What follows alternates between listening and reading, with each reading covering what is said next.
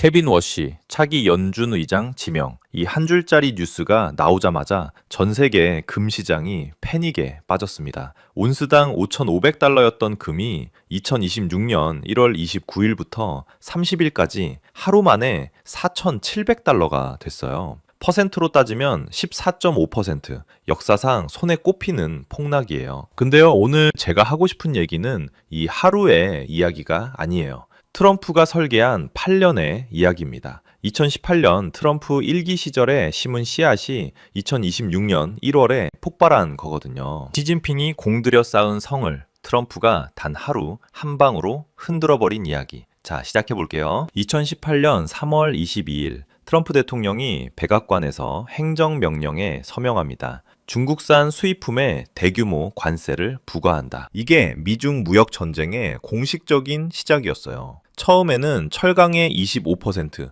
알루미늄에 10% 관세를 때렸어요. 그러다가 점점 범위가 넓어졌죠. 500억 달러 규모, 2천억 달러 규모, 결국 중국산 수입품 거의 전체에 관세가 붙게 됐습니다. 당시 뉴스 기억나세요? 전 세계가 난리였어요. 미국과 중국이 전면전에 돌입했다. 세계 경제가 위험하다. 무역 전쟁으로 공멸한다. 근데요, 여기서 한 가지 짚고 넘어갈 게 있어요. 트럼프가 왜 이랬을까요? 진짜 목적이 뭐였을까요? 표면적으로는 미국의 무역 적자를 줄이겠다. 미국 제조업을 살리겠다 였어요. 틀린 말은 아니에요. 근데 더 깊이 들여다보면요, 트럼프가 보여주고 싶었던 게 하나 있었어요. 달러 시스템 안에 있으면 내가 너희를 조질 수 있다. 이걸 중국한테 똑똑히 보여준 거예요. 생각해보세요. 중국 기업들이 미국에 물건 팔아서 뭘 받아요? 달러요. 그 달러로 뭘 해요? 원자재 사고, 기술 사고, 미국 국채도 사고. 돈도 달러 시스템 안에서 돌아가는 거예요.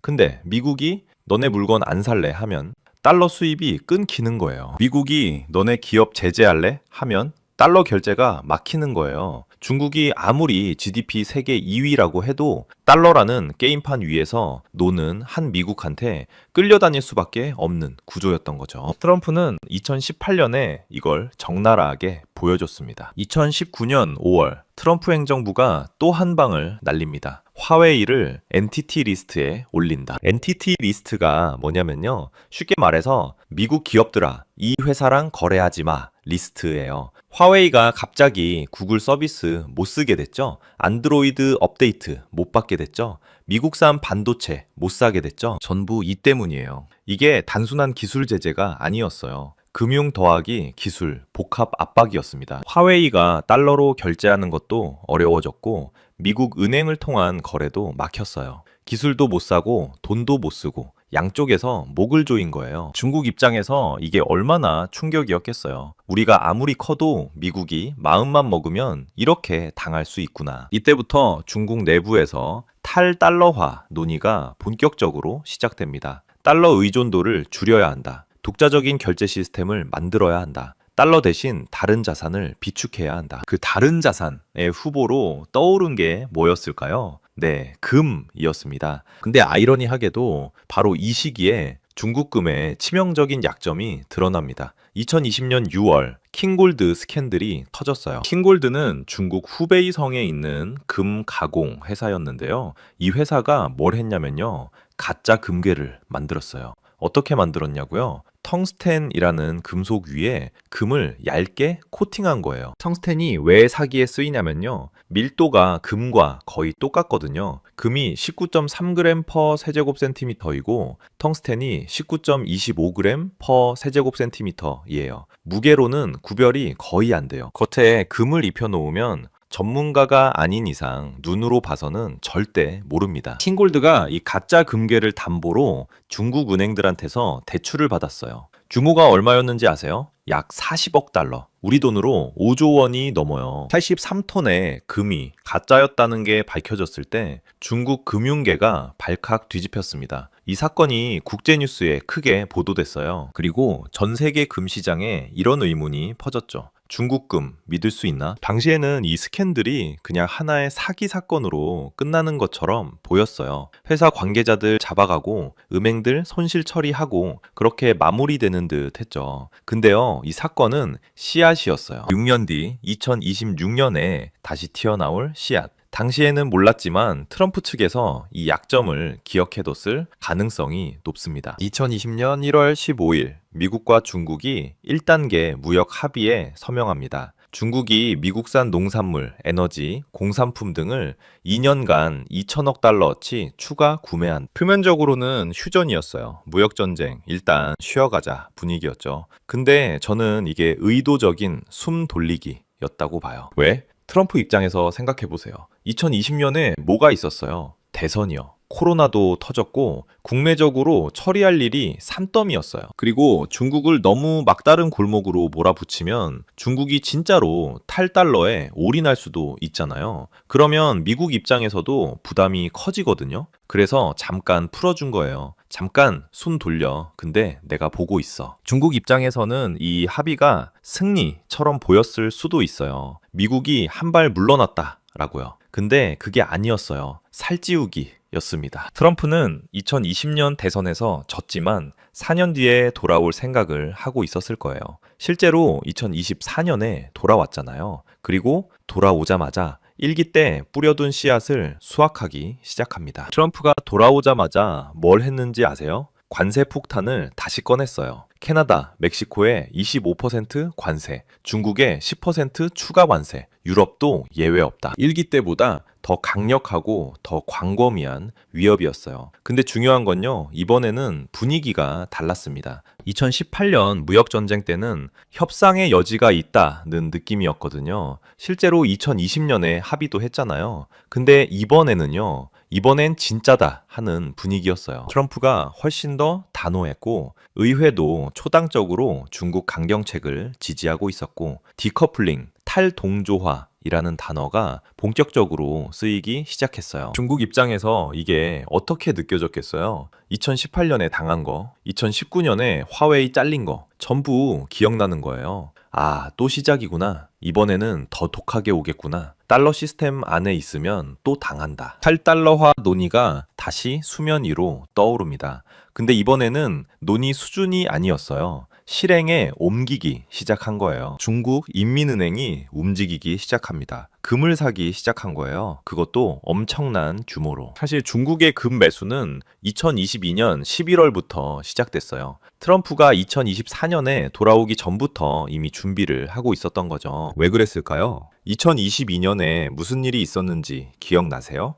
러시아, 우크라이나 전쟁이요. 미국과 유럽이 러시아를 어떻게 제재했어요? 러시아 중앙은행의 달러 자산을 동결시켰어요. 러시아를 스위프트, 국제금융결제망에서 퇴출시켰어요. 중국이 이걸 보면서 뭘 느꼈겠어요? 내일 우리 차례가 될 수도 있다. 만약 대만 문제로 미국이랑 충돌하면 미국이 우리 달러 자산도 동결시킬 수 있어. 우리도 스위프트에서 쫓겨날 수 있어. 그래서 달러 대신 누구도 동결시킬 수 없는 자산을 쌓기로 한 거예요. 그게 금이었습니다. 중국 인민은행은 2022년 11월부터 2024년 5월까지 18개월 연속으로 금을 매수했어요. 역사상 유례가 없는 기록이었습니다. 2024년 5월에 잠깐 멈췄다가 11월에 다시 매수를 재개했고요. 공식 발표 기준으로 중국의 금 보유량은 약 2280톤까지 늘어났습니다. 세계 6위 수준이에요. 근데 실제로는 더 많을 거라는 게 전문가들의 분석이에요. 국유은행이나 국부펀드를 통해서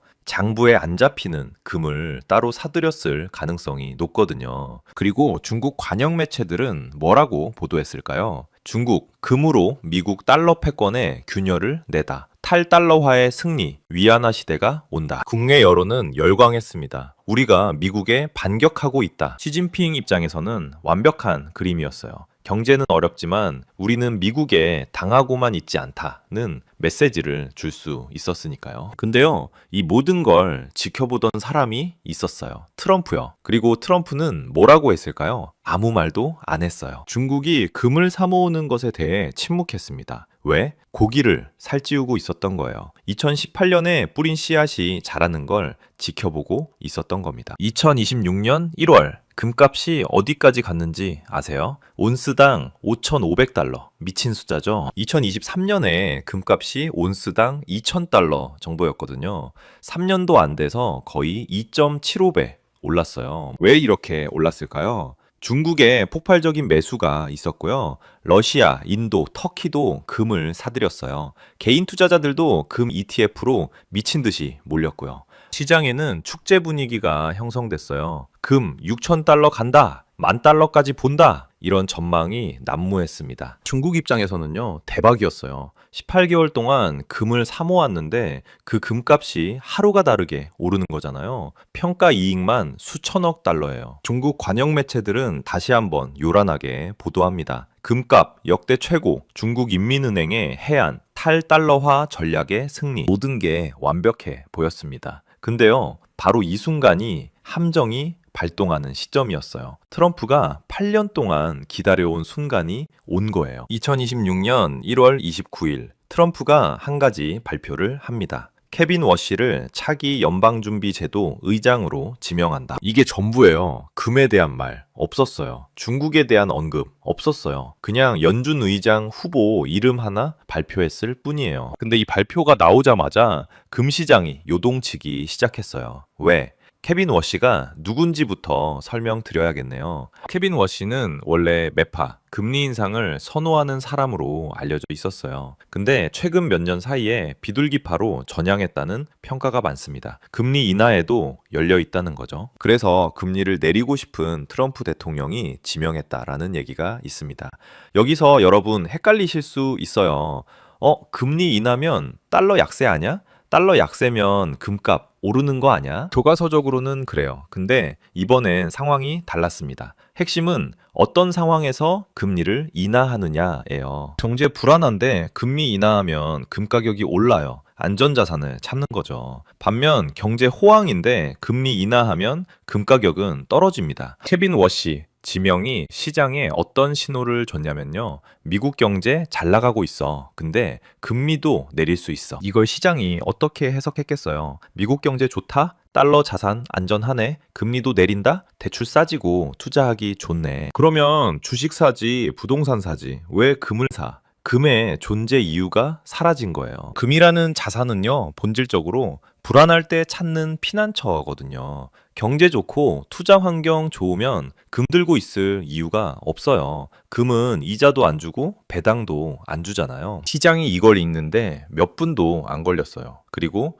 투매가 시작됐습니다. 2026년 1월 30일 금시장 역사에 기록될 날입니다. 온스당 5,500달러에서 4,700달러, 하루 만에 800달러, 14.5% 폭락. 이게 얼마나 충격적인 일이냐면요. 2008년 금융위기 때도 2020년 코로나 때도 금이 하루에 14% 빠진 적은 거의 없어요. 금은 안전자산이라서 다른 자산이 폭락할 때 오히려 버티거나 오르는 자산이거든요. 근데 이날은 금 자체가 폭락한 거예요. 안전자산이라는 믿음 자체가 흔들렸으니까요. 아까 말씀드렸죠. 금의 가치는 사람들이 금이 가치 있다고 믿는 것 그 자체예요. 물리적으로 금은 그냥 누런 금속이에요. 뭘 생산하는 것도 아니고 이자를 주는 것도 아니고. 근데 미국 경제 황금기 온다 더하기 금리도 내린다 더하기 중국 금은 순도 의심된다. 이 세 가지가 겹치니까 금을 들고 있을 이유가 순식간에 사라진 거예요. 투자자들 심리가 어땠겠어요? 금 왜 들고 있어? 미국 주식 사야지. 중국 금은 나중에 못 팔 수도 있대. 지금이라도 던지자. 공포가 공포를 낳고 매도가 매도를 부르는 악순환. 하루 만에 800달러가 증발했습니다. 자, 이 폭락이 중국한테 어떤 의미인지 계산해 볼게요. 중국 인민은행 공식 금 보유량 약 2,280톤. 근데 비공식 추정치까지 합치면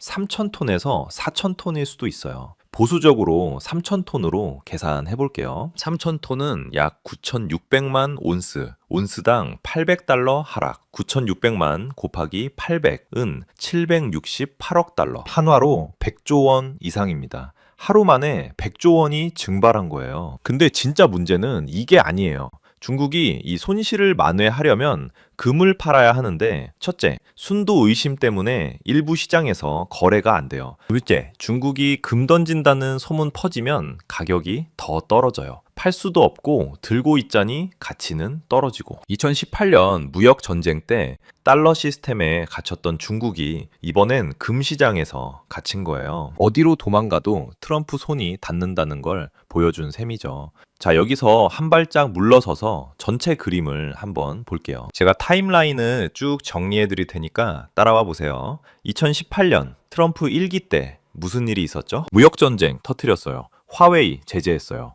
그리고 마침 킹골드 스캔들이 터지면서 중국 금의 약점이 세상에 드러났어요. 이때 트럼프가 보여준 게 뭐냐면요. 야, 달러가 무기가 될 수 있어. 내가 마음 먹으면 너희 목을 조를 수 있다고. 이걸 똑똑히 보여준 거예요. 그 다음 2020년이요. 1단계 합의 맺으면서 갑자기 분위기가 풀어졌잖아요. 왜 그랬을까요? 대선도 있었고 코로나도 터졌고 여러 이유가 있었겠지만요. 저는 이게 의도적인 숭돌리기였다고 봐요. 중국한테 잠깐 쉬어. 근데 내가 보고 있어. 이런 메시지였던 거죠. 그러고 나서 2022년부터 2024년까지 뭐가 있었어요? 러시아 우크라이나 전쟁 터지고 중국이 이걸 보면서 아, 우리도 달러 자산 동결담할 수 있겠구나 깨달은 거예요. 그래서 금을 미친 듯이 사기 시작했죠.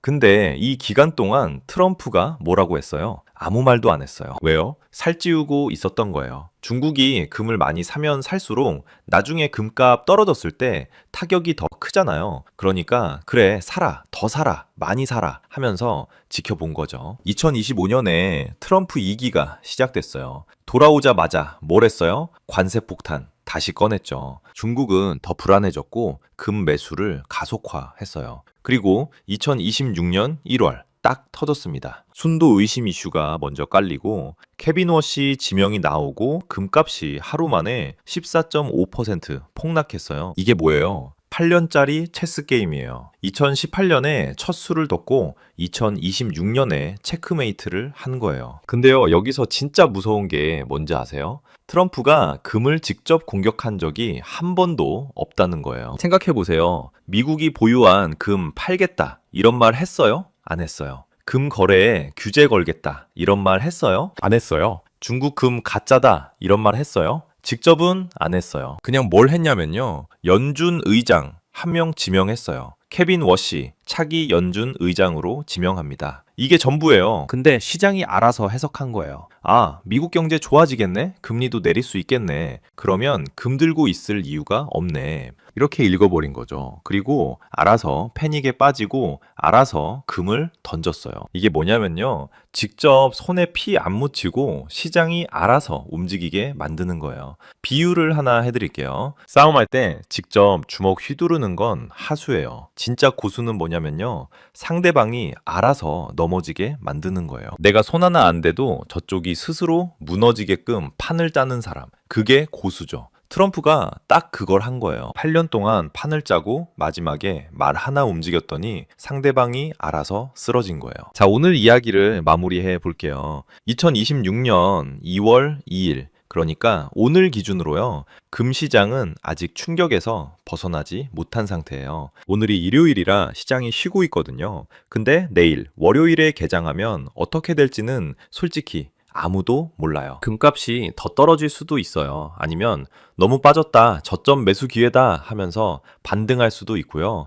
그건 시장이 열려봐야 알 수 있는 거예요. 근데 한 가지 확실한 건요. 중국이 가만히 있지는 않을 거라는 거예요. 중국도 카드가 있거든요. 예를 들어서요. 미국 국채. 중국이 미국 국채를 얼마나 갖고 있는지 아세요? 엄청나요. 이걸 대량으로 시장에 던져버리면 미국 채권 시장이 흔들릴 수 있어요. 아니면요, 위안화를 확 절하시켜버릴 수도 있어요. 그러면 중국 수출품 가격이 싸지니까 수출 경쟁력이 올라가거든요. 미국 관세 맞아도 버틸 수 있게 되는 거죠. 또 뭐가 있냐면요, 브릭스 국가들이랑 연대해서 새로운 결제 시스템을 만들 수도 있어요. 달러 안 쓰고 자기들끼리 거래하는 시스템이요.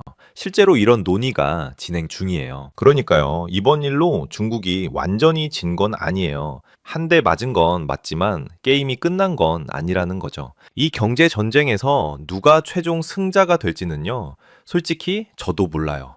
아무도 몰라요. 근데요, 한 가지 확실한 건 있어요. 이 싸움이 우리 일상에도 영향을 미친다는 거예요. 에이, 미국이랑 중국이 싸우는 거 나랑 무슨 상관이야? 이렇게 생각하실 수도 있는데요. 아니에요. 상관 있어요. 엄청 있어요. 금값이 움직이면요, 환율이 움직여요. 환율이 움직이면요, 수입 물가가 바뀌어요. 수입 물가가 바뀌면요, 여러분이 마트에서 사는 수입 과일 가격이 달라지고 해외 여행 비용이 달라지고 심지어 대출 금리까지 영향을 받아요. 다 연결되어 있다는 거예요. 그래서 이런 국제 경제 뉴스를 계속 눈여겨 보셔야 하는 거예요. 남의 나라 얘기가 아니에요. 우리 지갑에 직접 영향 주는 얘기예요. 자, 오늘 영상에서 딱 하나만 기억하세요. 경제 전쟁에서 가장 무서운 건 당장의 한 방이 아니라 오래 준비된 한 방이다. 트럼프는 2018년에 판을 짜기 시작했어요. 그리고 8년을 기다렸어요. 시진핑이 금을 사모으는 거 보면서 아무 말 없이 지켜봤어요. 그러다가 딱 적절한 타이밍에 인사 발령 하나로 판을 뒤집어 버렸어요. 시진핑은요, 14개월 동안 진짜 열심히 했어요. 근데 그 판 자체가 트럼프 거였던 거예요. 판 위에서 아무리 뛰어봤자 판을 짠 사람을 이기기는 어려운 거잖아요. 적어도 지금까지는 1초가 이겼어요. 8년 동안 준비된 1초가요. 앞으로 이 싸움이 어떻게 전개될지 저도 계속 지켜보면서 여러분한테 전해드릴게요. 오늘 영상은 여기까지입니다. 도움이 되셨으면요, 보통의 경제학 구독이랑 좋아요, 알림 설정까지 부탁드리고요. 다음 영상에서 또 만나요. 감사합니다. 왜 금값이 떨어지면 중국이 곤란해질까요? 2026년 2월 현재 금값이 온스당 5,600달러 고점에서 4,800달러대로 떨어졌어요. 약 15% 가까이 빠진 거죠. 물론 중국 입장에서는 오래전부터 구매해 왔기 때문에 수치상으로는 손해라고 볼 수는 없겠죠. 그런데 이게 만약 누군가 의도적으로 설계한 하락이자 테스트라면요. 그리고 그 누군가가 바로 미국이고 타겟은 중국이라면 오늘 영상에서는 지난 10년간 미국이 어떻게 중국을 정제적으로 포위해 왔는지, 그리고 지금 우리가 목격하고 있는 것이 완성 단계라는 걸 말씀드리려 합니다. 좀 충격적인 내용이 많을 거예요. 하지만 끝까지 보시면 지금 세계 경제가 어디로 흘러가는지 그 큰 그림이 보이실 겁니다. 자, 그럼 시작하겠습니다. 지금의 금값 폭락은 단순한 시장 조정이 아닙니다. 미국이 중국의 금자산을 죽은 돈으로 만들고 안전자산 도피를 막으려고 터트린 전략적 테스트예요. 자, 이 모든 게 하루아침에 일어난 일이냐? 아니에요. 트럼프 일기 때로 돌아가 봅시다. 2017년부터 2021년까지요. 그때 트럼프가 뭘 했죠? 무역전쟁이요. 중국산 제품에 관세 때리겠다 해서 난리가 났었잖아요. 근데 많은 분들이 이걸 단순히 미국 대 중국 기싸움 정도로 기억해요. 관세 올렸다 내렸다, 협상했다 깨졌다 이런 식으로요. 그런데 말이죠, 진짜 목적은 따로 있었습니다. 비유를 들어볼게요. 여러분이 누군가와 격투를 해야 하는데 그 사람이 어디가 약한지 모른다고 해보세요. 일단 이리저리 주먹을 휘둘러 보면서 여기 아프냐 저기 아프냐 테스트를 하겠죠. 트럼프 일기가 바로 그런 시기였어요. 중국의 경제 구조를 정밀하게 파악하는 정찰 단계. 구체적으로 뭘 파악했냐면요, 두 가지예요. 첫째, 중국이 달러에 얼마나 의존하는지. 중국이 아무리 위안화 국제화, 탈달러화 외쳐도 실제 국제 무역에서 결제 통화는 압도적으로 달러예요. 2026년 1월 기준으로 국제 무역의 약 58%가 달러로 결제됩니다. 위안화는 고작 4% 수준이에요. 중국 기업들이 물건 팔아서 벌어들이는 돈도 결국 달러, 원자재 사올 때 쓰는 돈도 달러, 해외 빚 갚을 때 쓰는 것도 달러. 달러 없으면 아무것도 못하는 구조인 거죠. 둘째, 비상시 중국이 어디로 도망갈지. 경제가 어려워지면 나라들이 취하는 행동 패턴이 있어요. 외환 보유고를 풀어서 환율 방어, 보유 중인 해외 자산, 미국 국채 등을 매각해서 현금 확보, 금 같은 안전 자산으로 갈아타기. 미국은 일기 때 이 세 가지 비상구를 정밀하게 관찰한 거예요. 아, 중국이 달러가 마르면 미국 국채를 팔겠구나. 금으로 도망치려고 하겠구나. 외환 보유고 규모가 이 정도니까 버틸 수 있는 시간은 대략 이 정도겠구나. 이런 정보들을 다 지도처럼 그려놓은 겁니다. 이걸 매핑이라고 해요. 적의 위치, 약점, 도주 경로를 다 파악해서 지도에 표시하는 작업. 그래서 일기 때 트럼프가 관세를 올렸다, 내렸다, 왔다 갔다 하는 게 일관성이 없어 보였잖아요. 협상한다고 해놓고 다음날 트윗 올려서 다 뒤집고 그랬죠. 그게 계산된 행동이었던 거예요. 일부러 다양한 상황을 만들어서 중국이 어떻게 반응하는지 본 거예요. 관세 올리면 중국이 어떻게 나오나, 협상 파토 내면 어떻게 하나, 달러 공급 조이면 어떻게 버티나. 마치 격투기에서 페인트 모션 넣어보면서 상대 반응 패턴을 파악하는 것과 똑같습니다. 그리고 2021년 트럼프가 잠시 물러났잖아요. 바이든 행정부가 들어섰죠. 근데 재밌는 건 바이든 때도 대중국 압박 기조는 유지됐어요. 반도체 수출 규제, 기술 디커플링 같은 건 오히려 더 강화됐죠. 그러다가 2025년 트럼프가 돌아왔습니다. 2기 시작. 트럼프 1기가 적의 위치를 파악하는 정찰 단계였다면 2기는 그 정보를 바탕으로 한 정밀 타격 단계입니다. 자, 이제 2025년으로 와볼게요. 트럼프 2기. 여러분, 2025년에 트럼프가 뭘 했는지 기억하시죠? 역대급 관세 폭탄을 터뜨렸어요. 트럼프 2기 출범 직후 서명한 미국 상호무역법 기반의 행정명령이 핵심입니다. 내용이 뭐냐면요. 미국의 관세를 높이 매기는 나라에겐 우리도 똑같이 높은 관세를 매기겠다. 근데 이게 단순히 눈에는 눈 수준이 아니에요. 중국산 제품에 대한 관세가 평균 60%까지 올라갔어요.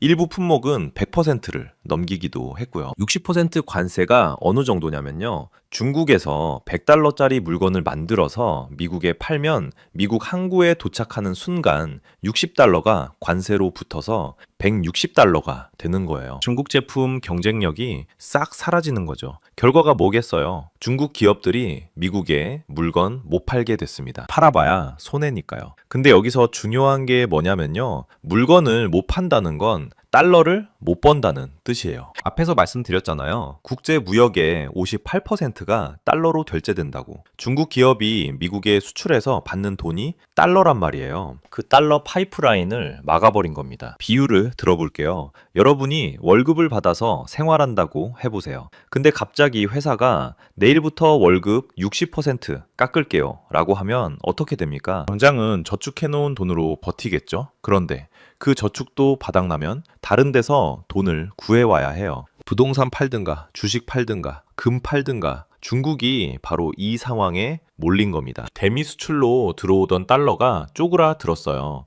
근데 중국도 수입을 해야 하잖아요. 원유, 식량, 반도체, 장비 이런 거 다 달러 주고 사와야 해요. 나가는 달러는 그대로인데 들어오는 달러가 줄었으니 달러가 마르기 시작한 거죠. 그럼 중국이 뭘 하겠어요? 첫 번째, 외환 보유고를 깨서 쓴다. 두 번째, 해외 자산을 팔아서 달러를 만든다. 세 번째, 금 같은 다른 자산으로 갈아탄다. 1번은 한계가 있어요. 중국 외환 보유고가 약 3조 달러 정도인데 이거 함부로 깨면 환율 방어도 못하고 외국인 투자자들도 불안해서 도망가요. 2번과 3번이 남았는데 미국은 중국이 이쪽으로 올 줄 알고 있었어요. 일기 때 다 파악해놨거든요. 특히 금으로 갈아타는 행동이 중요합니다. 중국이 생각한 건 이거예요. 달러 의존도를 낮추자. 금을 왕창 사두면 나중에 달러가 필요할 때 금 팔아서 쓰면 되잖아. 합리적인 판단 같죠? 근데요, 이게 바로 미국이 원했던 행동이에요. 달러 수입이라는 큰 길을 막으니까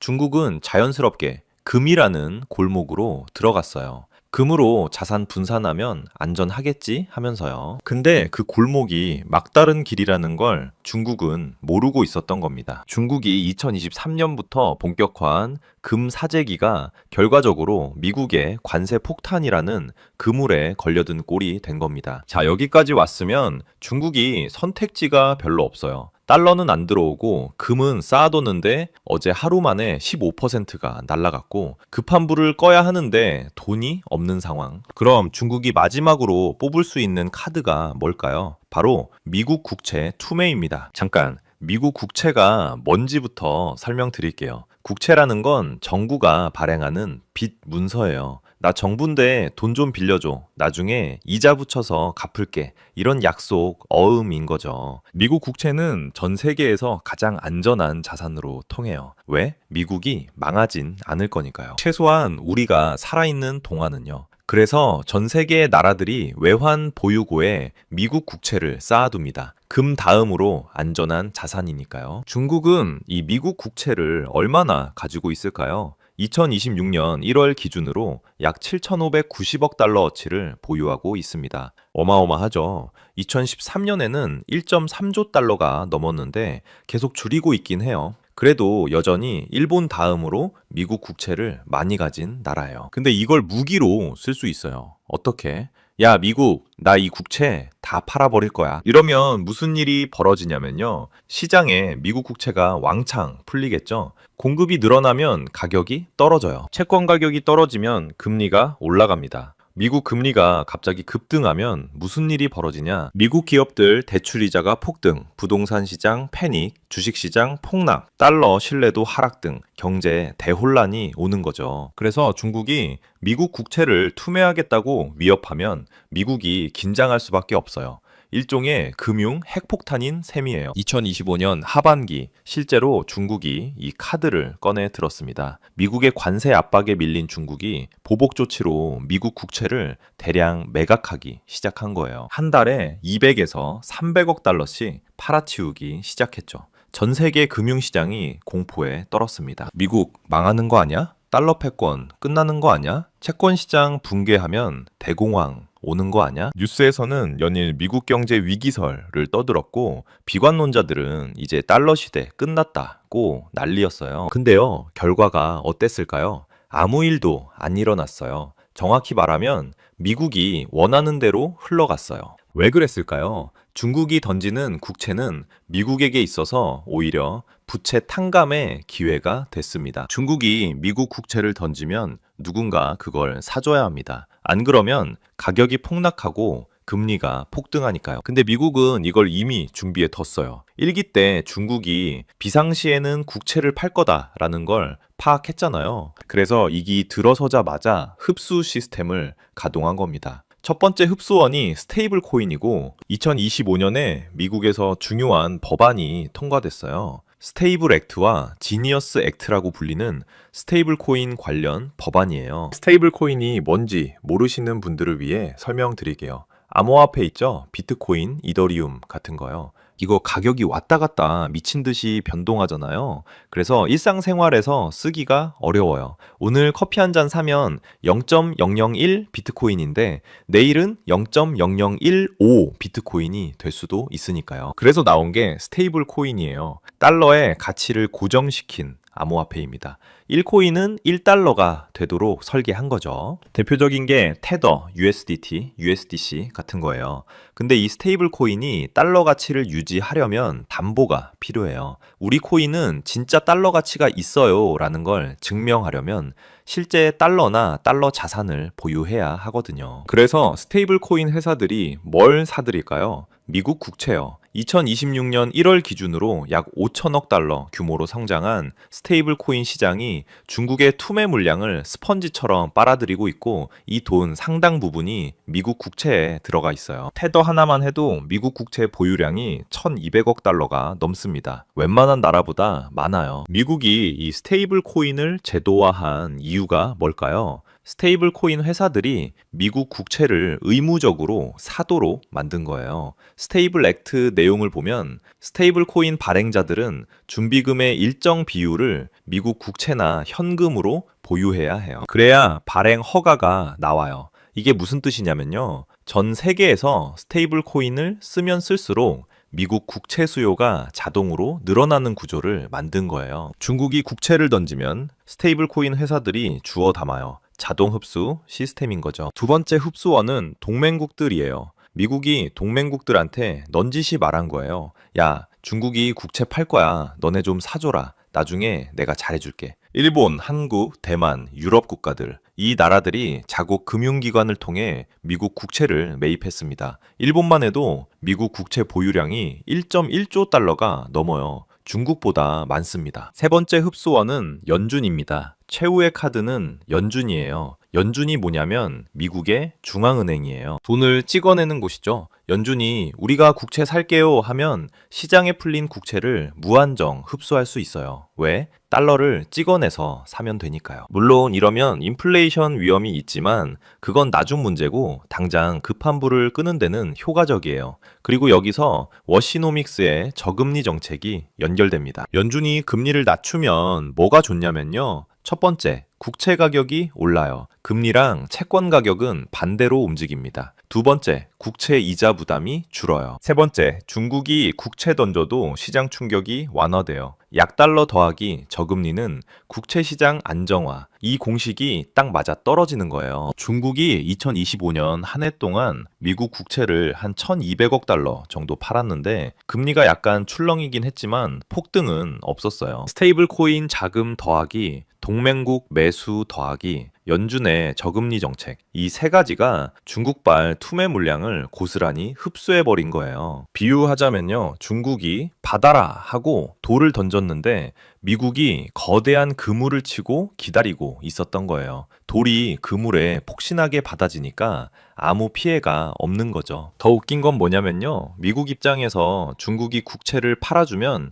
빚이 줄어드는 거예요. 국채는 빚 문서라고 했잖아요. 중국이 들고 있는 국채는 미국이 중국에게 진 빚. 중국이 그걸 시장에 팔아버리면 이제 그 빚은 중국 거가 아니에요. 스테이블 코인 회사나 미국 연기금 같은 데로 넘어가는 거죠. 미국 입장에선 적대국에게 진 빚이 국내 우호 세력에게 진 빚으로 바뀌는 거예요. 훨씬 관리하기 쉬워지는 거죠. 자, 중국이 국채로 미국 때리기 실패했어요. 그럼 남은 게 뭐예요? 금이죠. 중국이 생각한 거예요. 국채로 달러 마련하는 건 실패했어. 그럼 금을 팔자. 금은 전 세계 어디서든 받아주잖아. 금 팔아서 달러 만들면 되지. 합리적인 생각이에요. 금은 5,000년 역사를 가진 진짜 돈이니까요. 근데요, 미국이 여기에도 덫을 놓아뒀어요. 금의 무기화입니다. 이게 무슨 말이냐면요. 금을 국제적으로 거래하려면 굿 딜리버리 인증이라는 게 필요해요. 굿 딜리버리가 뭐냐면 LBMA, 런던 귀금속 시장 협회가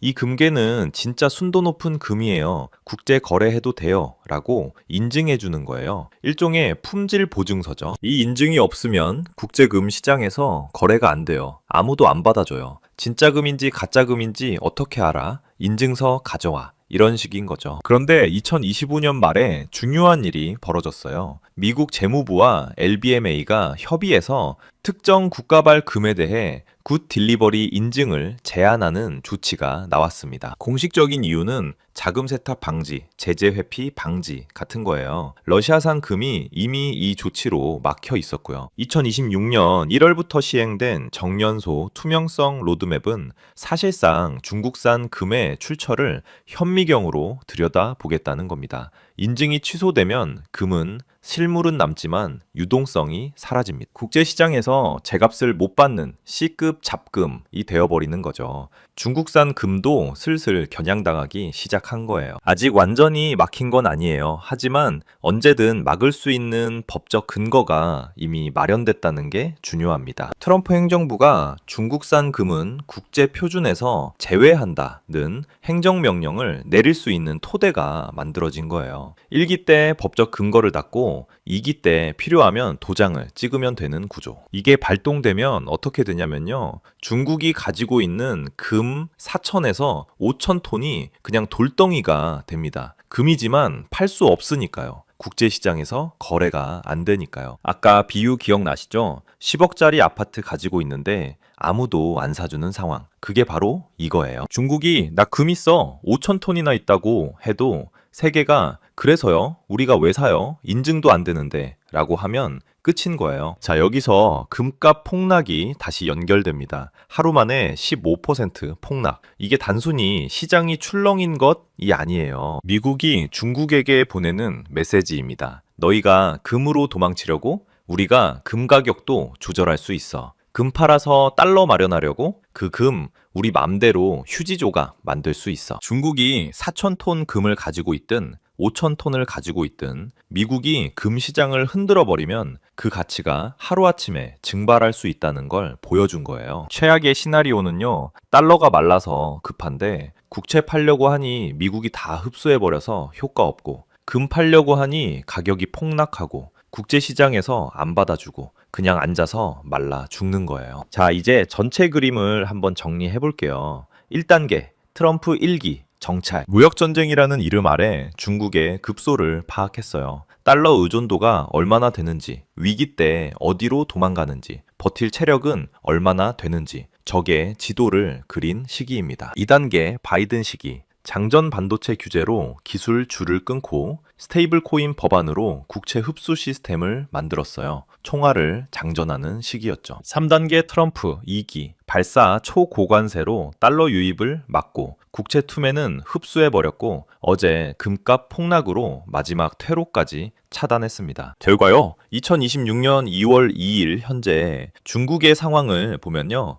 달러 안 들어와요. 금 어제 하루 만에 1,500억 달러가 증발했고 팔려고 해도 국제시장에서 언제 막힐지 몰라요. 국채 던져봤자 미국이 다 받아내요. 3조 달러 외환 보유고 5천 톤 금 7,500억 달러 국채. 숫자는 화려한데 쓸 수가 없어요. 비유하자면 사막 한가운데서 생수병을 들고 있는데 뚜껑이 안 열리는 상황이에요. 물은 있는데 마실 수가 없는 거죠. 트럼프는 중국에 지갑을 뺏은 게 아닙니다. 지갑 자체를 쓸모없게 만든 겁니다. 마지막으로 세 가지만 정리할게요. 첫째, 이건 우연이 아니다. 1기 때 트럼프가 미쳤다, 일관성이 없다, 이런 말 많았잖아요. 근데 지금 보면 다 정보 수집이었어요. 그리고 트럼프의 거래 전략 중에 하나입니다. 바이든 때도 대중 압박은 유지됐고요. 미국이라는 나라는 대통령이 바뀌어도 국가 전략은 이어집니다. 둘째, 시진핑의 착각입니다. 금 쌓고 국채로 위협하면 미국이 꺾인다고 생각한 것 같아요. 근데 그건 상대가 준비 안 했을 때 얘기예요. 골키퍼 없는 골대에 차야 골이지, 골키퍼가 버티고 있는데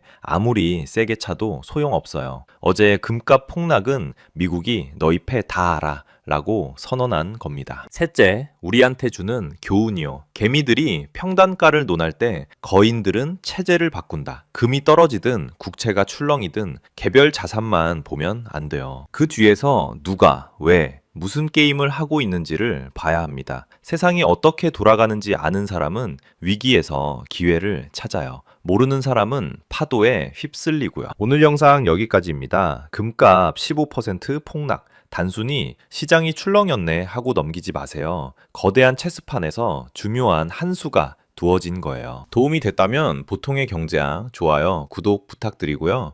댓글로 여러분 생각도 남겨주세요. 감사합니다. 2026년 1월 30일 은 가격이 30% 폭락했습니다. 이날 하루 만에 전 세계에서 1경원이 증발했죠. 근데 이게 그냥 시장 변동이었을까요? 아닙니다. 가장 정교하게 설계된 금융 전쟁입니다. 주인공은 3명이에요. 도널드 트럼프, 그리고 그가 평생 원수처럼 싸워온 JP 모건의 제이미 다이먼, 마지막으로 연준의 새 의장 케빈 워시. 이 세 사람이 손을 잡았습니다. 목표는 단 하나, 중국의 은행 시스템을 박살내는 것. 어떻게 이런 일이 가능했는지 지금부터 차근차근 설명해 드릴게요. 자, 먼저 현장으로 가보죠. 2026년 1월 30일 새벽 뉴욕 상품거래소 코맥스 선물 시장이 열리자마자 엄청난 매도 물량이 쏟아졌습니다. 얼마나 많았냐면요, 하루 거래량이 평소의 30배였어요. 보통 선물 시장에서 하루에 거래되는 양이 대략 8만에서 12만 계약 정도 되거든요. 그런데 이날은 235만 계약이 체결됐습니다. 한 계약이 은 5천 온스니까 총 117억 5천만 온스의 은이 거래된 셈이에요. 이게 어느 정도 규모냐면 전 세계 1년 은 생산량의 약 14배입니다. 말이 됩니까? 1년 동안 전 세계에서 캐내는 은의 14배가 하루 만에 거래됐다고요? 당연히 실물은이 오간 게 아닙니다. 종이 위에서만 존재하는 은, 즉 페이퍼 실버가 시장을 휩쓸고 지나간 거예요. 결과는요, 아침에 120달러였던 은값이 오후에 78달러가 됐습니다. 퍼센트로 따지면 35% 폭락이에요. 근데 여러분, 여기서 의문이 생기죠. 누가 왜 이런 짓을 했을까요? 이걸 이해하려면 조금 더 과거로 돌아가야 해요. 2024년 말부터 조짐을 보이던 은값은 2025년 들어 미친 듯이 오르기 시작했어요. 이유는 여러 가지였지만 가장 결정적인 건 중국의 핵심 광물 수출 통제와 그로 인한 공급망 불안이었습니다. 2025년 2월 중국 정부가 전격 발표했죠. 앞으로 텅스텐, 텔루륨, 인디움 등 첨단 산업의 필수 금속 수출을 엄격히 제한하겠다. 이는 태양광 패널과 전기차에 대량으로 들어가는데 중국이 이런 희소 금속들을 쥐어짜기 시작하자 시장은 다음은 은 차례가 아니냐며 공포에 질렸습니다. 실제로 중국은 세계 은 정년량의 약 40%를 담당하는 나라예요. 실물은 공급의 핵심 줄기를 중국이 쥐고 있으니 규제 소식 하나에 전 세계 은 시장이 뒤집어진 겁니다. 중국 입장에서 생각해 보세요. 우리가 세계 최대 은 생산국이자 정년국인데 왜 가격은 뉴욕 코맥스나 영국 LBMA에서 결정되지? 억울하잖아요. 그래서 중국은 상하이 금 거래소를 키우면서 은 가격 결정권을 가져오려고 했습니다. 수출을 막으면 국제시장에 은 공급이 줄어들고 가격이 오르겠죠. 가격이 오르면 중국이 갖고 있는 은의 가치도 같이 오르는 거고요. 실제로 이 전략은 먹혔습니다. 2025년 내내 은값은 계속 올랐어요. 50달러, 70달러, 100달러. 2026년 1월 초에는 드디어 온스당 120달러를 찍었습니다. 1980년 헌트 형제의 은 투기 사태 이후 역사상 최고가였죠. 중국은 웃었습니다. 은 보유량만 따지면 중국은 약 7만 톤 이상을 갖고 있었거든요. 120달러 기준으로 계산하면 대략 3천억 달러, 하나로 약 400조 원어치의 은을 쥐고 있던 셈이에요. 게다가 중국 국영은행들은 이 은을 담보로 대출을 해주고 있었습니다. 은 1kg 맡기면 대출 얼마 해줄게 이런 식으로요. 은값이 오르니까 담보 가치도 오르고 대출도 더 많이 나가고 경제가 돌아가는 거죠. 문제는요, 담보 가치가 폭락하면 어떻게 되느냐는 겁니다. 바로 여기서 미국의 작전이 시작됐어요. 트럼프와 제이미 다이먼, 이 두 사람은 철천지 원수 같은 사이였습니다. 제이미 다이먼이 누군가요? 미국 최대 은행 JP모건 체이스의 수장이자 자타공인 은 시장의 황제입니다. JP모건은 전 세계 은 선물 시장에서 압도적인 포지션을 쥐고 있습니다. 시장에서는 다른 모든 은행의 은을 합쳐도 JP모건 하나를 못 당한다 는 말이 돌 정도죠. 은값이 오르든 내리든 그 변동성을 먹고 치우는 괴물입니다. 은 가격이 오르든 내리든 JP모건은 돈을 법니다. 근데 2020년에 JP모건은 은 시장 조작 혐의로 미국 법무부에 걸려서 9억 2천만 달러를 벌금으로 냈어요. 역대 최대 규모였죠. 트럼프는 이걸 기억하고 있었습니다. 2026년 1월 22일 트럼프 대통령은 바로 JP모건과 제이미 다이먼을 상대로 50억 달러, 한국 돈으로 약 6.7조 원 규모의 소송을 냈습니다. 명분은 정치적 이유로 내 계좌를 막아 피해를 줬다는 것이었지만 시장의 해석은 달랐습니다. 길들이기 아니면 거래라는 거죠. 월가는 발칵 뒤집어졌습니다. 트럼프는 관세와 기술 제재만으로는 중국을 완전히 굴복시킬 수 없다는 걸 깨달았거든요. 중국 경제의 아킬레스건인 은 담보금융 시스템을 무너뜨리려면 은 시장의 절대 강자인 JP모건의 협조가 절실했습니다. 트럼프 혼자서는 못합니다. 시장을 흔들려면 엄청난 물량이 필요한데 그걸 갖고 있는 건 JP모건 뿐이거든요. 그래서 거래가 성사된 겁니다. 적과의 동침이죠. 원수지간이 손을 잡은 거예요. 그리고 마지막으로 트럼프가 신임 연준 의장에 케빈 워시를 임명하면서 시장에 혼란을 주어 폭락을 유도한 겁니다. 자, 이제 왜 중국이 당했는지 본격적으로 설명해 드릴게요. 중국 금융 시스템의 구조를 먼저 이해해야 해요. 중국에는 중국 공상은행, 중국 건설은행, 중국 농업은행, 중국은행, 교통은행, 이렇게 빅5라고 불리는 국영은행들이 있습니다. 이 5은행이 중국 전체 은행 자산의 약 40%를 차지해요. 문제는 이 은행들이 은을 담보로 대출을 많이 해줬다는 거예요. 왜 은으로 담보를 잡았을까요? 중국에서 금은 너무 비싸요. 일반 기업이나 개인이 담보로 내밀기 어렵죠. 근데 은은 금보다 싸면서도 가격이 계속 오르고 있었잖아요. 은 가지고 오면 대출해줄게. 이런 상품들이 엄청 많이 팔렸습니다. 2025년 말 기준으로 중국 내 은 담보 대출 규모가 약 1조 2천억 위안, 하나로 약 220조 원에 달했습니다. 이게 왜 문제냐면요. 담보 가치가 떨어지면 마진 콜이 터집니다. 마진 콜이 뭐냐고요? 쉽게 비유해 드릴게요. 여러분이 집을 담보로 1억 원 대출 받았다고 해봐요. 그 집 시세가 1억 5천만 원이었어요. 은행 입장에서는 혹시 네가 돈 못 갚아도 집 팔면 1억 5천은 받으니까 괜찮아 하고 대출해 준 거죠. 근데 갑자기 부동산 폭락이 와서 집값이 8천만 원이 됐어요. 은행이 뭐라고 할까요? 야, 담보 가치가 부족해. 돈 더 내놔. 아니면 지금 당장 대출 갚아. 이게 마진콜이에요. 중국 은행들한테 똑같은 일이 벌어졌습니다. 은값이 120달러일 때 담보로 잡았던 은이 하루 만에 78달러가 됐어요. 담보 가치가 35%나 증발한 거죠. 은행들이 일제히 마진콜을 때렸습니다. 추가 담보 내놔, 아니면 대출 갚아. 근데 대출 받은 사람들이 갑자기 돈이 있겠어요? 없죠. 그래서 뭘 하냐면 담보로 잡혀있던 은을 시장에 던집니다. 팔아서 돈 만들어야 하니까요. 이게 악순환의 시작이에요. 은을 팔면 은값이 더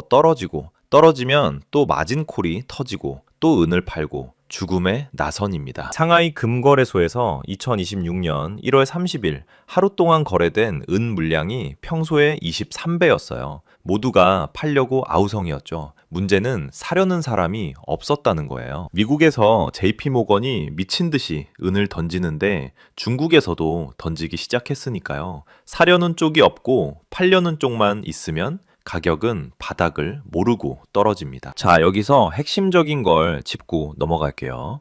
종이은이 실물은을 이긴다는 게 무슨 말이냐면요. 전 세계에서 실물은은 1년에 약 8억 2천만 온스 정도 생산됩니다. 근데 종이은, 그러니까 선물 시장에서 거래되는 은, 계약은 얼마나 될까요? 2025년 기준으로 코맥스에서 하루 평균 거래되는 은 선물이 약 2억 5천만 온스어치예요. 하루에요. 1년 생산량의 30%가 매일매일 종이 위에서 거래되는 거죠. 왜 이런 구조가 가능하냐면 선물 시장은 실제로 은을 주고받지 않아도 되기 때문이에요. 나 은 1000온스 살게, 나 팔게 이렇게 계약만 하고 나중에 차액만 정산하면 끝이에요. 실물 은이 한 톨도 움직이지 않아도 거래가 성사됩니다. JP모건은 이 구조를 완벽하게 이용했어요. 2026년 1월 30일 JP모건이 시장에 던진 은 선물 계약이 약 43만 계약이었습니다. 은으로 환산하면 21억 5천만 온스. 실물로는 절대 불가능한 물량이에요.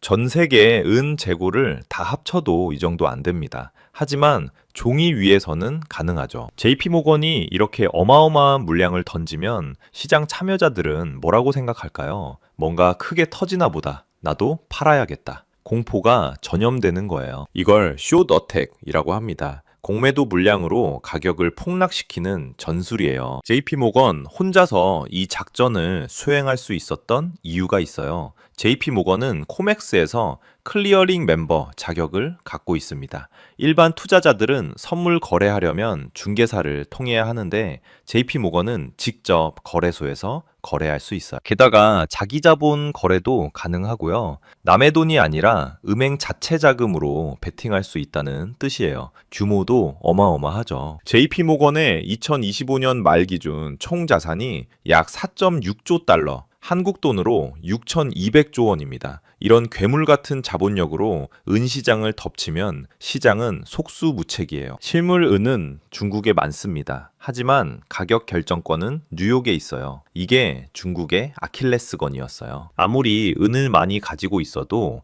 가격이 뉴욕에서 결정되면 미국 마음대로 가격을 조종할 수 있다는 뜻이거든요. 중국은 상하이에서 자체적인 가격 결정권을 가져오려고 했지만 아직 글로벌 시장에서의 영향력은 코맥스의 10분의 1도 안 돼요. 미국은 이 약점을 정확하게 찔렀습니다. 자, 여기서 흥미로운 반전이 있어요. 은값이 폭락했잖아요. 근데 중국이 오히려 은을 더 사들이기 시작했습니다. 미쳤나? 가격 떨어지는데 왜 사? 합리적인 의문이에요. 중국의 전략을 설명해 드릴게요. 중국은 장기 플레이어입니다. 단기적으로 손해봐도 길게 보면 이득이 되는 게임을 하는 거예요. 은이 왜 중요하냐면요. 은은 단순히 귀금속이 아닙니다. 산업용 금속이에요. 2025년 기준으로 전 세계 은 수요의 약 56%가 산업용이었습니다. 특히 두 분야에서 은이 엄청나게 쓰여요. 첫째, 태양광 패널. 태양광 셀에는 은이 필수적으로 들어갑니다. 전기를 전도하는데 은만큼 좋은 금속이 없거든요. 2025년에 태양광 산업에서 소비된 은이 약 2억 8천만 온스예요. 전체 산업용 수요의 35% 정도 되죠. 둘째, 반도체와 전자제품, 스마트폰, 컴퓨터, 전기차 다 은이 들어가요. 작은 양이지만 제품 하나하나에 들어가니까 총량이 어마어마합니다. 중국은 태양광 패널 세계 1위 생산국이에요. 전 세계 태양광 패널의 약 80%가 중국에서 만들어집니다. 전기차도 마찬가지고요. 그러니까 중국 입장에서는 은이 싸졌네? 지금 사두자. 가 합리적인 전략이에요. 나중에 태양광 패널 만들 때 원가가 줄어드니까요. 실제로 2026년 1월 30일 폭락 이후 5일 동안 상하이 금거래소에서 중국 정부 관련 기관들이 매입한 은이 약 1,200톤으로 추정됩니다. 저가 매수에 나선 거예요. 여기서 우려의 목소리가 나옵니다.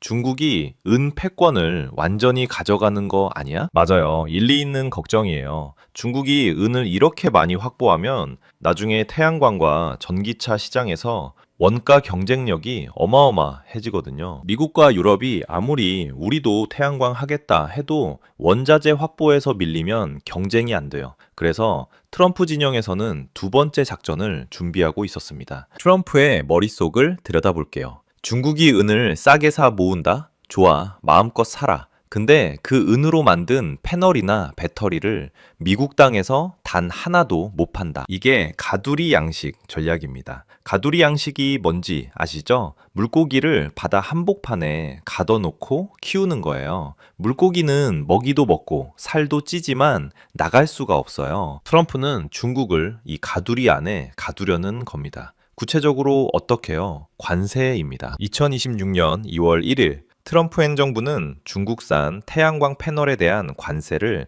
기존 25%에서 104%로 인상했습니다. 전기차 관세는 이미 100%였고 배터리 관련 부품도 75%로 올렸어요. 이게 무슨 의미냐면요. 중국에서 태양광 패널 만들어서 미국에 수출하면 가격이 2배가 됩니다. 원가 경쟁력 의미 없어져요. 중국이 은 싸게 사서 태양광 패널 원가를 20% 낮췄다 쳐도 관세 104% 맞으면 오히려 더 비싸지는 거죠. 시장이 막히는 거예요. 중국이 은을 사 모아봤자 그걸로 만든 제품을 팔 곳이 없어지는 겁니다. 이게 바로 은의 감옥이에요. 은은 쌓여갑니다. 태양광 패널도 만들어집니다. 근데 안 팔려요. 안 팔리면 돈이 안 돌죠. 돈이 안 돌면 기업들이 어려워지고 은행 대출 못 갚고 또 은을 팔아야 하고 다시 악순환에 빠지는 거예요. 트럼프의 전략은 이중포입니다. 첫 번째로 은가 폭락으로 중국 은행 시스템에 충격을 주고 두 번째로 관세로 중국 제조업의 출구를 막는다. 중국은 두 방향에서 압박받는 셈이에요. 자, 이제 정리해 볼게요. 2026년 1월 30일에 은 폭락은 단순한 시장 변동이 아니었습니다. 이건 미국이 중국에 날린 금융 폭격이었어요. 배후에는 세 가지 축이 있었습니다. 첫째, 트럼프의 정치적 의지, 중국을 굴복시키겠다는 확고한 목표. 둘째, JP모건의 금융 화력. 전 세계의 시장을 흔들 수 있는 유일한 민간 기관. 셋째, 연준의 정책 지원. 현재 비둘기파로 돌아선 케빈 워시의 과거 매파적 발언으로 강달러인 것처럼 혼란을 줌. 이 세 축이 완벽하게 맞물렸습니다. 결과는요, 중국 국영은행들이 심각한 유동성 위기에 직면했어요. 2026년 2월 3일 기준으로 중국 은행 주가는 평균 18% 하락했습니다. 중국 인민은행은 뱅크런을 막기 위해 하루 만에 2조 위안, 약 360조 원이라는 천문학적인 유동성을 시장에 쏟아부어야 했습니다. 물론 이게 끝은 아닙니다. 중국도 가만히 당하고만 있지 않을 거예요. 위안화 약세를 유도해서 수출 경쟁력을 높이려 할 수도 있고, 미국 국채를 팔아서 미국 금융시장에 충격을 줄 수도 있죠. 전쟁은 아직 끝나지 않았습니다. 하지만 한 가지는 확실해요. 원자재 가격 결정권이 얼마나 중요한지 이번에 확실히 드러났습니다. 실물을 아무리 많이 가지고 있어도 가격을 결정하는 힘이 없으면 무력해져요. 중국이 뼈저리게 느꼈을 거예요. 여러분, 오늘 이야기 어떠셨나요? 우리가 뉴스에서 보는 은값 폭락, 그 짧은 헤드라인 뒤에 이런 거대한 전쟁이 있었습니다. 자산시장의 변동은 그냥 일어나지 않아요. 그 뒤에는 항상 누군가의 의도가 있습니다. 국가 간의 이해관계, 기업의 이익, 정치인의 야망, 이런 것들이 복잡하게 얽혀서 가격을 움직이는 거예요. 여러분이 투자를 하든 그냥 세상 돌아가는 걸 지켜보든 왜? 라는 질문을 꼭 던지세요. 왜 갑자기 올랐지? 왜 갑자기 떨어졌지? 누가 이득을 보지? 누가 손해를 보지? 이 질문들의 답을 찾다 보면 시장의 진짜 모습이 보일 거예요.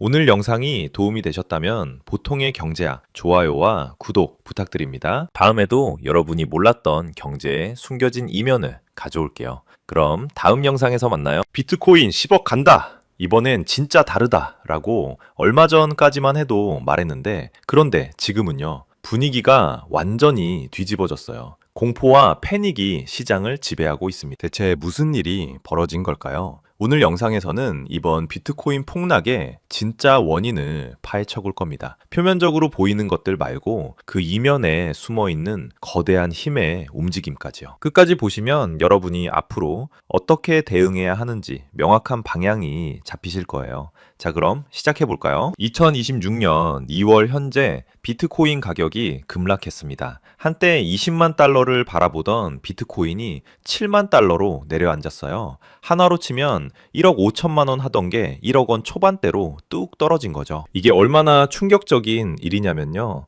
예를 들어볼게요. 여러분이 1비트코인을 가지고 있었다고 해봅시다. 2주 전에는 와, 나 1억 5천만 원어치 자산이 있네 라고 좋아했을 거예요. 그런데 지금은요, 5천만 원 이상이 그냥 사라진 겁니다. 아무것도 안 했는데요. 잠을 자는 동안, 밥을 먹는 동안, 유튜브를 보는 동안 내 돈이 증발한 거예요. 이런 경험을 하면 사람이 어떻게 될까요? 당연히 패닉에 빠지죠. 실제로 지금 투자 커뮤니티 분위기가 어떤지 아세요? 손절해야 하나? 더 떨어지면 어떡해? 다 끝났어. 이런 글들이 넘쳐나고 있어요. 2021년 대폭락 때와 비슷한 공포 분위기가 형성된 거죠. 근데 여러분, 여기서 중요한 질문 하나 해볼게요. 왜 갑자기 이렇게 된 걸까요? 비트코인이 그냥 아무 이유 없이 떨어지는 건 아니거든요. 분명히 누군가가 뭔가를 했기 때문에 이런 일이 벌어진 겁니다. 그리고 그 누군가의 정체가 밝혀졌어요. 바로 블랙록이에요. 블랙록을 모르시는 분들을 위해 간단히 설명드릴게요.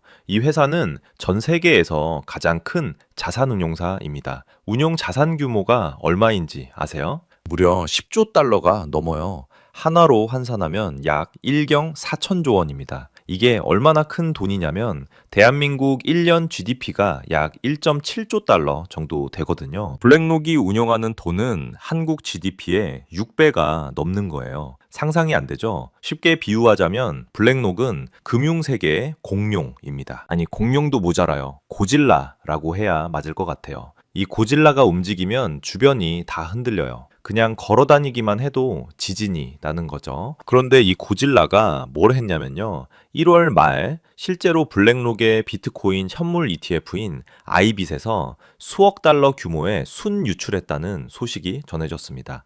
금액으로 치면 약 5억 달러 이상, 한화로 약 7천억 원에 달하는 규모예요. 여러분, 이게 무슨 상황인지 이해가 되시나요? 비트코인 현물 ETF를 미국에서 처음 승인받게 만들고 비트코인은 디지털 금이다. 기관 투자의 시대가 왔다라고 분위기를 띄웠던 장본인이 바로 블랙록이었거든요. 2024년 초 블랙록의 비트코인 ETF가 승인됐을 때 시장이 어땠는지 기억하시나요? 이제 비트코인도 주류 자산이 됐다. 기관 자금이 쏟아져 들어올 거다 라면서 축제 분위기였어요. 실제로 그 이후 비트코인 가격이 쭉 올랐고요. 블랙록은 비트코인 투자자들에게 우군이자 구원자처럼 여겨졌습니다. 그런데 그 우군이 갑자기 물건을 팔기 시작한 거예요. 이게 무슨 느낌이냐면요. 전쟁터에서 같이 싸우던 동맹군이 갑자기 등 뒤에서 총을 쏘는 것과 같아요. 아군인 줄 알았는데 적군이었던 거죠. 당연히 시장은 패닉에 빠졌습니다. 블랙록이 판다고? 뭔가 우리가 모르는 게 있는 거 아니야? 기관들도 빠지나 보다. 우리도 빨리 팔아야 해. 이런 심리가 퍼지면서 매도 물량이 쏟아져 나왔어요. 근데 여기서 끝이 아닙니다. 진짜 지옥은 그 다음에 펼쳐졌어요. 블랙록의 매도는 시작에 불과했습니다. 진짜 무서운 건 그 다음에 벌어진 연쇄 청산이에요. 청산이라는 개념을 모르시는 분들도 있을 테니 쉽게 설명드릴게요. 코인 시장에는 레버리지 거래라는 게 있어요. 쉽게 말해서 돈을 빌려서 투자하는 거죠. 예를 들어 볼게요. 내가 100만 원밖에 없는데 10배 레버리지를 쓰면 1000만 원어치를 살 수 있어요. 가격이 10% 오르면 나는 100% 수익을 얻는 거죠. 100만 원이 200만 원이 되는 거예요. 완전 대박이잖아요. 근데 문제는 반대의 경우입니다. 가격이 10% 떨어지면 내 원금 100만 원이 전부 사라져요. 이걸 청산이라고 합니다. 거래소가 너 더 이상 버틸 돈이 없으니까 강제로 포지션 정리할게 라고 하면서 내 자산을 시장에 팔아버리는 거예요. 자, 이제 생각해 보세요. 블랙록이 대량 매도를 하면서 가격이 떨어지기 시작합니다. 그러면 레버리지를 쓰고 롱, 즉 상승의 베팅을 잡은 사람들의 포지션이 위험해져요. 가격이 조금 더 떨어지면 청산이 터집니다. 청산이 터지면 그 물량이 시장의 매도로 쏟아져요. 그러면 가격이 더 떨어지죠. 가격이 더 떨어지면 또 다른 사람들이 청산당해요.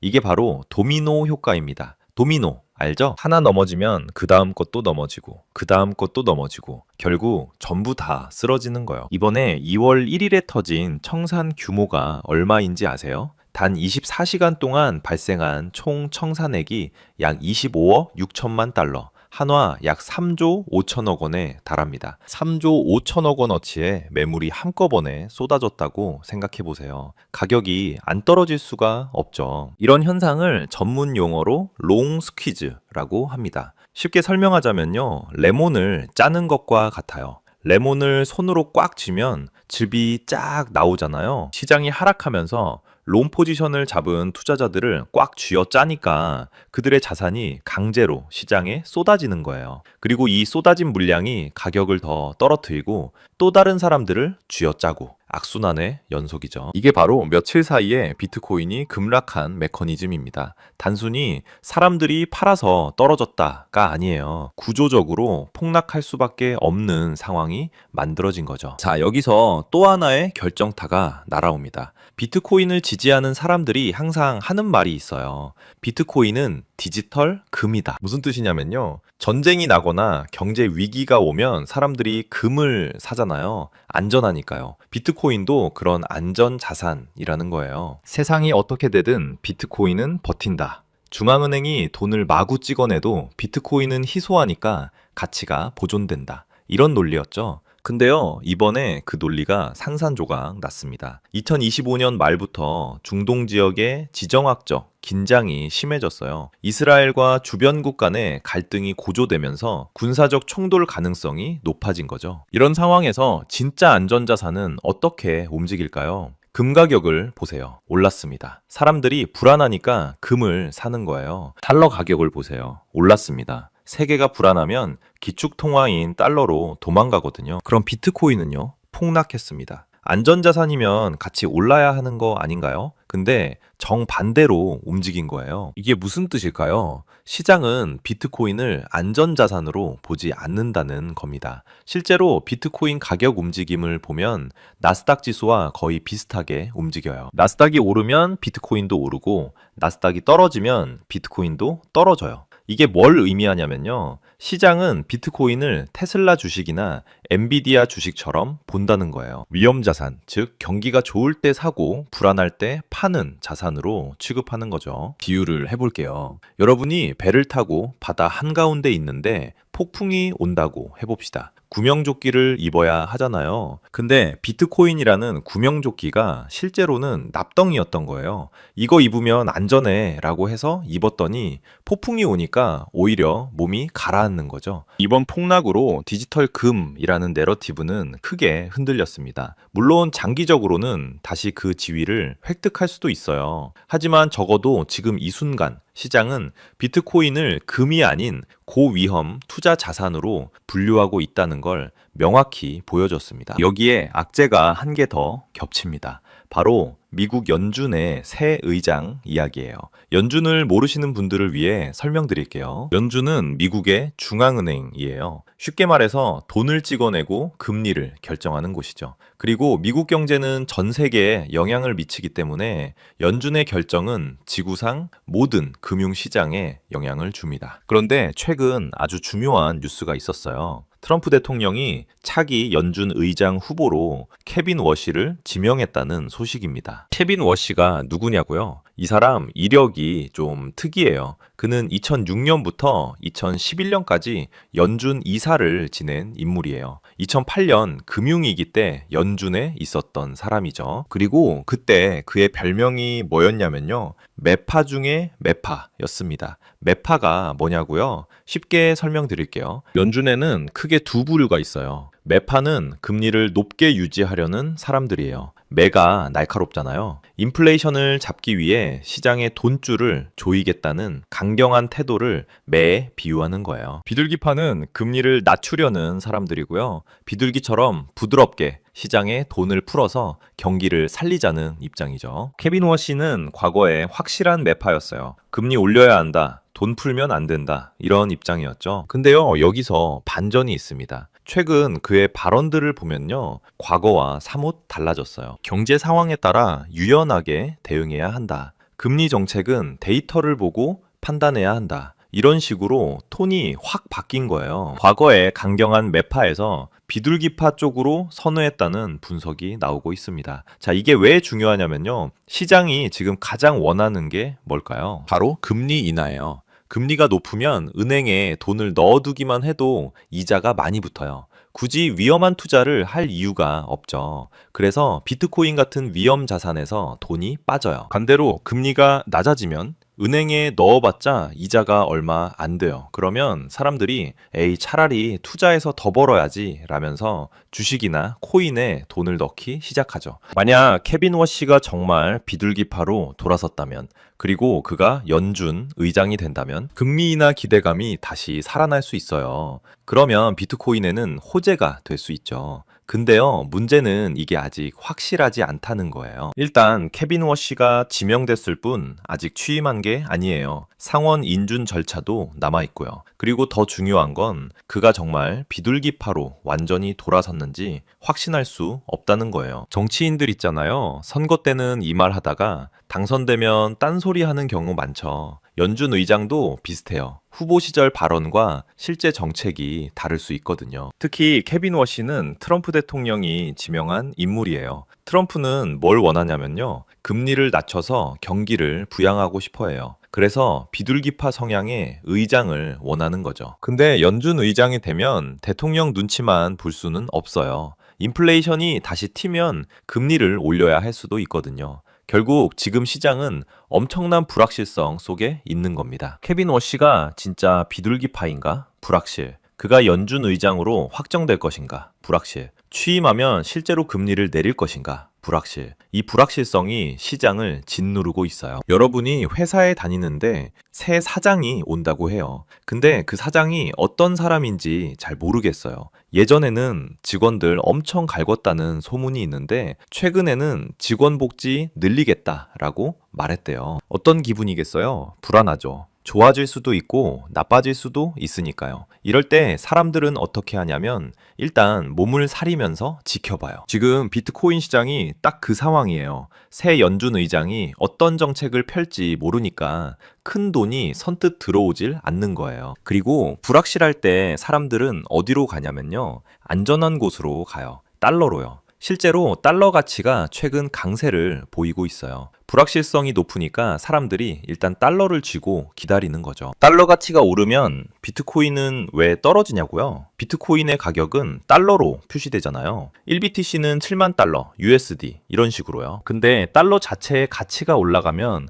상대적으로 비트코인의 달러 가격은 떨어지는 거예요. 더 본질적으로는요. 달러 가치가 높아지면 굳이 비트코인을 살 이유가 없어지는 거예요. 달러 들고만 있어도 가치가 오르니까요. 신임 연준 의장 발표 후 비트코인 10만 달러를 외치던 기관들의 보고서는 싹 사라지고 이제는 비트코인 5만 달러 하방 테스트를 경고하는 리포트들이 쏟아져 나오고 있습니다. 그런데 설상가상이라는 말이 있죠. 이슈가 또 터집니다. 바로 7만 6천 달러 붕괴. 이 숫자가 뭐냐면 마이크로 스트래티지의 비트코인 평균 매수 단가가 이 근처거든요. 마이크로 스트래티지를 모르시는 분들 계신가요? 이 회사 이야기는 꼭 알아두셔야 해요. 마이크로 스트래티지는 원래 기업용 소프트웨어를 만드는 회사였어요. 그런데 2020년부터 회사의 방향을 완전히 바꿨습니다.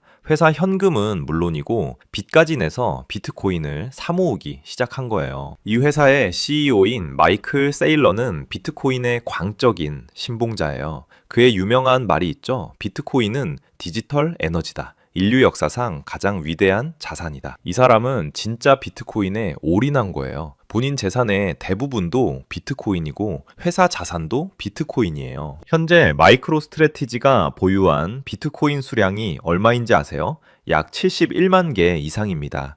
전체 비트코인의 거의 3.4%에 달해요. 이 회사가 비트코인을 산 평균 가격, 즉 평단가가 약 7만 6천 달러예요. 근데 이게 7만 6천 달러 선이 붕괴되고 내려갔습니다. 시장 심리적으로 이건 엄청난 충격이에요. 마이클 세일러도 물렸어? 그러면 우리는 뭐야? 이런 생각이 퍼지면서 패닉셀이 가속화되고 있는 거죠. 더 무서운 시나리오도 있어요. 마이크로 스트래티지는 빚을 내서 비트코인을 샀잖아요. 만약 비트코인 가격이 계속 떨어지면 어떻게 될까요? 채권자들이 우리 돈 갚아라고 할 수 있어요. 그러면 마이크로 스트래티지가 비트코인을 팔아야 해요. 71만 개가 넘는 비트코인이 시장에 쏟아지면요. 상상만 해도 끔찍하죠. 물론 이건 최악의 시나리오이고 당장 그렇게 될 가능성은 낮아요. 하지만 시장은 항상 최악의 경우를 먼저 걱정하거든요. 자, 여기서 재밌는 관계 하나 살펴볼게요. 아까 블랙록 이야기했죠? 그리고 방금 마이크로 스트래티지 이야기했고요. 이 두 거대한 플레이어 사이에 묘한 관계가 있습니다. 블랙록은 마이크로 스트래티지의 주요 주주 중 하나예요. 무슨 말이냐면요. 블랙록이 마이크로 스트래티지 주식을 상당량 갖고 있다는 거예요. 그러니까 어떻게 보면 둘은 한편이에요. 같은 배를 탄 거죠. 근데요, 동시에 이 둘은 강력한 경쟁자이기도 합니다. 생각해보세요. 예전에 개인 투자자가 비트코인에 투자하고 싶으면 어떻게 했을까요? 직접 비트코인을 사거나 아니면 마이크로 스트래티지 주식을 사는 방법이 있었어요. 왜냐하면 마이크로 스트래티지 주가가 거의 비트코인 가격을 따라가거든요. 회사 자산 대부분이 비트코인이니까요. 그래서 나는 비트코인 사기는 좀 무섭고 주식 형태로 투자하고 싶다는 사람들이 마이크로 스트래티지를 샀어요. 근데 2024년에 블랙록이 비트코인 현물 ETF를 출시했잖아요. ETF가 뭐냐면요. 쉽게 말해서 비트코인을 주식처럼 편하게 살 수 있게 만든 상품이에요. 증권 계좌에서 클릭 몇 번이면 비트코인에 투자할 수 있는 거죠. 이게 나오니까 어떻게 됐냐면요. 굳이 마이크로 스트래티지 주식을 살 필요가 없네? 이렇게 되는 거예요. ETF가 더 직접적이고 더 깔끔하고 수수료도 명확하니까요. 마이크 세일러도 이걸 알아요. 그래서 그가 뭐라고 했냐면요. 우리 회사 주식은 수수료 없는 비트코인 투자입니다. 블랙록 ETF는 운용 수수료가 있거든요. 매년 일정 비율을 떼가는 거예요. 근데 마이크로 스트래티지 주식을 사면 그런 수수료가 없다는 논리인 거죠. 사실 좀 억지스러운 면이 있긴 해요. 마이크로 스트래티지도 회사 운영비가 들어가니까요. 하지만 어쨌든 세일러는 이렇게 블랙록을 견제하고 있습니다. 이 두 공룡의 싸움이 왜 중요하냐면요. 둘 다 엄청난 양의 비트코인을 갖고 있거나 영향력을 행사할 수 있어요. 이들이 협력하면 시장이 안정되고 갈등하면 시장이 흔들리죠. 지금 상황은 약간 갈등 모드인 것 같아요. 블랙록이 비트코인을 파는 건 어떻게 보면 마이크로 스트래티지에 타격을 주는 행위거든요. 비트코인 가격이 떨어지면 마이크로 스트래티지의 가치도 떨어지니까요. 물론 블랙록이 의도적으로 마이크로 스트래티지를 공격하려고 판 건 아닐 거예요. 그들 나름의 투자 판단이 있었겠죠. 하지만 어쨌든 결과적으로 이 두 거물의 긴장 관계가 시장의 변동성을 키우고 있다는 건 분명합니다. 자, 여기서 우리는 한 발짝 뒤로 물러나서 더 큰 그림을 봐야 합니다. 지금까지 우리는 왜 비트코인이 떨어졌나를 분석했어요. 블랙록 매도, 연쇄 청산, 지정학적 불안, 금리 정책 변화 등등요. 그런데 이걸 다 합쳐서 보면 하나의 큰 흐름이 보입니다. 바로 비트코인 시장이 미국의 통제권 안으로 들어오고 있다는 거예요. 이게 무슨 말인지 설명해 드릴게요. 비트코인은 원래 탈중앙화를 표방한 자산이잖아요. 어느 정부나 기관의 통제도 받지 않는다는 게 핵심 가치였어요. 정부가 내 돈을 함부로 못 건드린다. 국경을 넘어서 자유롭게 송금할 수 있다. 이런 점 때문에 전 세계 많은 사람들이 비트코인의 매력을 느꼈죠. 특히 중국 자본에게 비트코인은 굉장히 유용한 도구였어요. 중국은 아시다시피 자본 통제가 심한 나라예요. 돈을 해외로 빼내기가 쉽지 않죠. 그런데 비트코인을 이용하면 중국에서 비트코인을 사고